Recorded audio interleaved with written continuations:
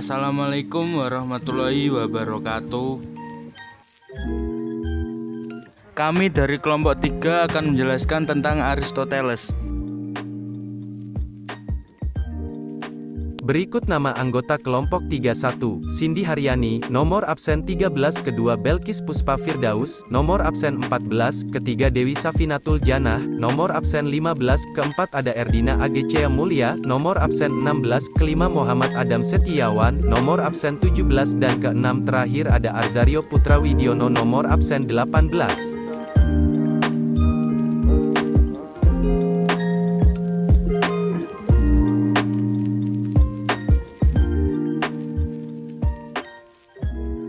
Riwayat hidup Aristoteles. Aristoteles dilahirkan di kota Stagira, kota di wilayah Kalsidis, Tracia, Makedonia Tengah tahun 384 sebelum Masehi. Ayahnya yang bernama Nikomakus adalah seorang tabib pribadi Raja Amintas ketiga dari Makedonia. Ayahnya meninggal ketika Aristoteles berusia 15 tahun. Karena itu, ia kemudian diasuh oleh pamannya yang bernama Prosenus. Pada usia 17 tahun, Aristoteles pergi ke Athena belajar di Akademi Plato dan menjadi murid Plato.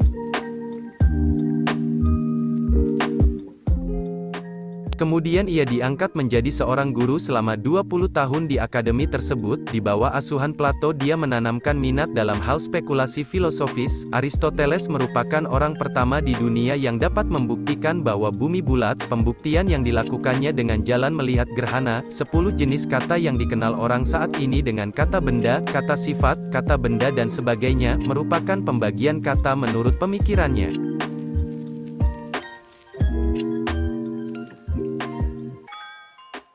Berikutnya ada ontologi dan metafisika Aristoteles, forma dan materia, teori de prime causa. Ontologi adalah bagian filsafat yang paling umum atau merupakan bagian dari metafisika, dan metafisika merupakan salah satu bab dari filsafat. Objek ontologi adalah yang ada tidak terikat pada satu perwujudan tertentu.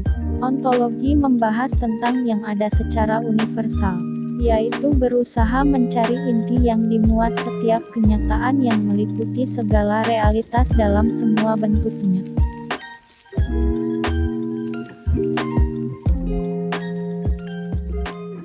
Berikut metafisika. Metafisika membicarakan segala sesuatu yang dianggap ada, mempersoalkan hakikat. Hakikat ini tidak dapat dijangkau oleh panca indera karena terbentuk berupa waktu dan berdempat. Dengan mempelajari hakikat kita dapat memperoleh pengetahuan dan dapat menjawab pertanyaan tentang apa hakikat ilmu itu.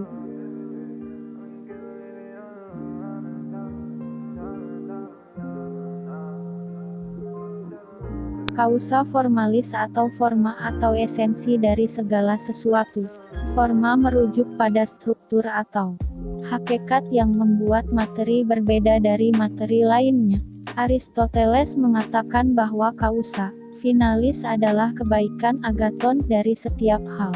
Misalnya kursi dibuat untuk duduk, meja untuk makan dan menulis, lemari untuk menyimpan pakaian atau piring dan mangkok, dan seterusnya.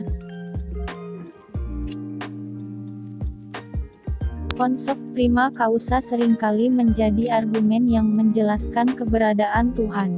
Tidak bukan berarti prima causa tidak dapat digunakan membuktikan keberadaan Tuhan. Aristoteles mencoba membuktikan keberadaan Tuhan, yakni sekedar membuktikan bahwa Tuhan itu ada, bukan bermaksud mendefinisikan Tuhan itu apa, zatnya terbuat dari apa, dengan argumen sebagai berikut. Menurut Aristoteles, dengan asas berpikir prinsip kausalitas, yakni bahwa setiap akibat pasti memerlukan sebab, maka dapat kita lihat bahwa setiap sesuatu yang kita ketahui itu memerlukan sesuatu yang lain supaya dirinya bisa terwujud.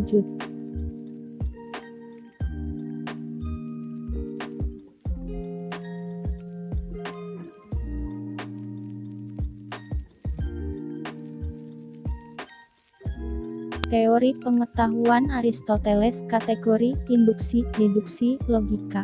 Kategori. Dalam logika Aristoteles, penggolongan suatu pengertian kategori sangat diperlukan, sebab pemahaman dengan kategori akan membantu seseorang untuk dapat merumuskan pemikirannya secara logis. Bagi Aristoteles, kategori adalah seperangkat pernyataan yang mampu mengklasifikasikan semua pernyataan lainnya. Induksi.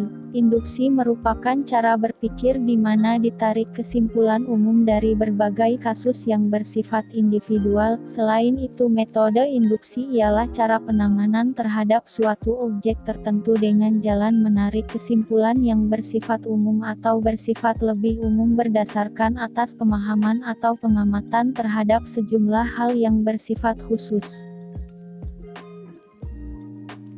Berikutnya ada deduksi. Deduksi adalah cara berpikir di mana dari pernyataan yang bersifat umum ditarik kesimpulan yang bersifat khusus. Selain itu, metode deduksi ialah cara penanganan terhadap sesuatu objek tertentu dengan jalan menarik kesimpulan mengenai hal-hal yang bersifat umum.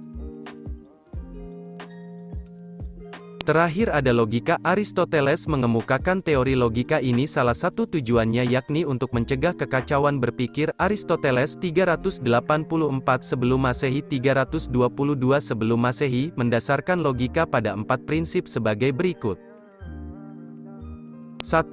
Hukum identitas, law of identity. 2. Hukum kontradiksi, law of contradiction. 3. Hukum jalan tengah, law of excluded middle. 4. Hukum cukup alasan.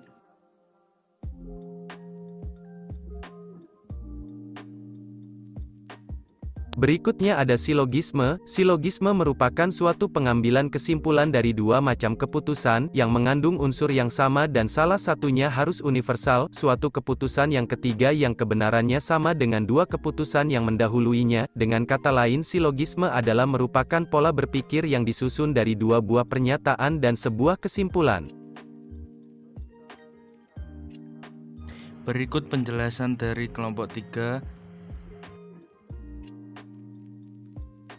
Terima kasih, semoga bermanfaat. Assalamualaikum warahmatullahi wabarakatuh.